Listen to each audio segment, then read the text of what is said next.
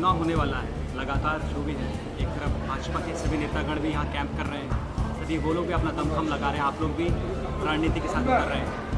महिलाओं के लिए क्या कुछ कहेंगे? और एक वर्ग की महिलाएं ऐसी हैं जिनको मैया सम्मान योजना से छूट गई हैं, तो उनके बीच में नाराज़गी भी, उनको क्या कुछ कहना चाहेंगे?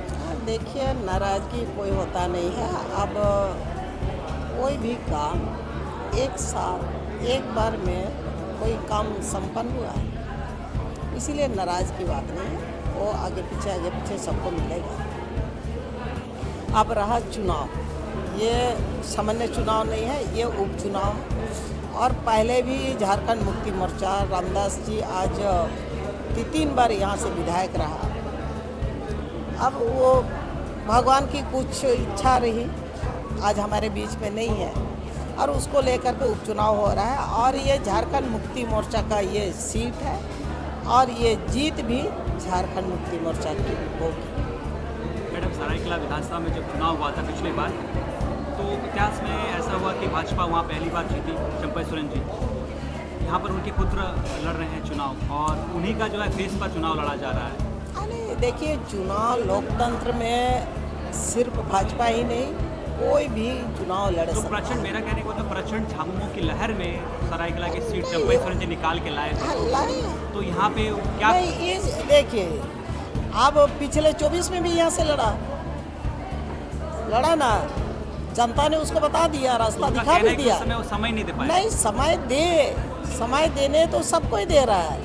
आज जो निर्दलीय वो भी समय दे रहा है, लेकिन जनता ये जानती है झारखंड मुक्ति मोर्चा का जो कैंडिडेट है उनको मत देगा, उनको मतदान करेगा और उनको जीत हासिल करेगा। समय तो सबको ही दे रहा है, लेकिन जनता जानता है। और इसी सोच से रामदास जी को जिता करके उसको विधानसभा तक पहुंचाए, मंत्री तक बनाए। इसलिए इसमें कोई भी लगाए, दिमाग लगाए, दौरा करे, ताकत लगाए, जनता फैसला जमीन के लिए करेगी। क्या लग रहा है इस बार मंत्री जी से ज़्यादा वोट आएगा? निश्चित रूप से पिछले बार से वोट बढ़ेगा और ऐतिहासिक जीत होगी।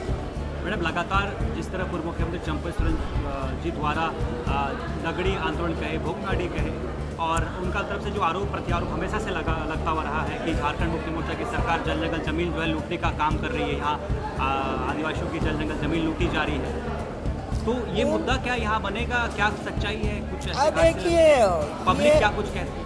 देखिए, जो व्यक्ति इस तरह का मुद्दा बना रहा हो, आरोप लगा रहा हो, 6 महीना में सारा लुटा गया। आप तो वर्षों से उसी घर में रहे, आप उस समय आपको याद नहीं आया जमीन लुटा रहा है, कौन घुस रहा है? अब अभी 2 महीना में इतना आपको चिंता बढ़ गई। आपको तो ये चीज़ को पहले से, आप तो जल जंगल जमीन का आप आंदोलन के साथी रहे ना, उस समय आपको इसको याद करना चाहिए, उस समय इस मुद्दा को उठाना चाहिए था, उस समय इस बातों को जनता तक पहुंचाना चाहिए था। आपने उस समय तो सही बताया, जब आप वहाँ से हट गए तो आपको बहुत सारा कमी देखने लगा, कमी आपको दिख रहा है। इसलिए इस तरह का राजनीति करना जनता के सामने में जनता समझती है कौन मेरे लिए न्याय की बात करती है और कौन मेरे लिए राजनीति की बात करते हैं, ये जनता समझती है। इसलिए हम उन पर आलोचना नहीं करना चाहेंगे। हमारा एक ही लक्ष्य है कि उपचुनाव में झारखंड मुक्ति मोर्चा के उम्मीदवार हैं, वो जीतेंगे और इनके प्रति जनता, मतदाता इनको मत देंगे। मैडम, पेसा कानून को लेकर राज्य भर में मांग तो उठी रही है और सवाल भी उठ रही है। राष्ट्रला की जनता भी पेसा कानून चाहती है, तो ऐसे में सरकार के ऊपर ये भी एक सवाल खड़ा हो रहा है।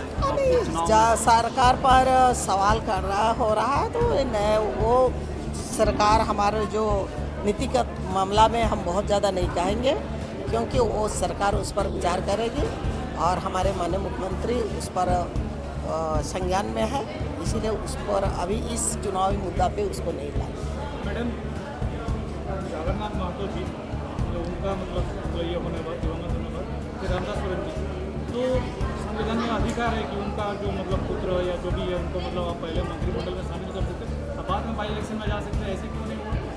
और देखिए, ये माननीय मुख्यमंत्री का विवेक पे होती है।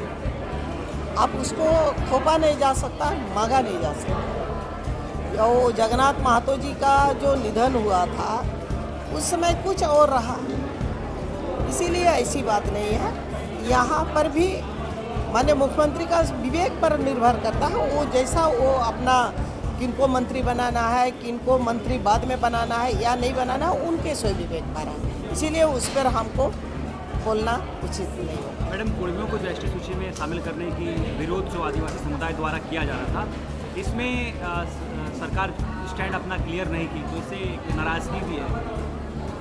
देखिए, ये बात आज इस उपचुनाव में इस तरह का विषय को, इस तरह का मामला को हम लोग को लाने की ज़रूरत नहीं है। और जिनका हक है, जिनका जो अधिकार है, वो सरकार उनको दे रखा है। अब रहा उनकी लड़ाई है, उनकी जो मांग है अपनी जगह पर है, लेकिन ये उपचुनाव से उसको कोई बहुत मायने नहीं रखता।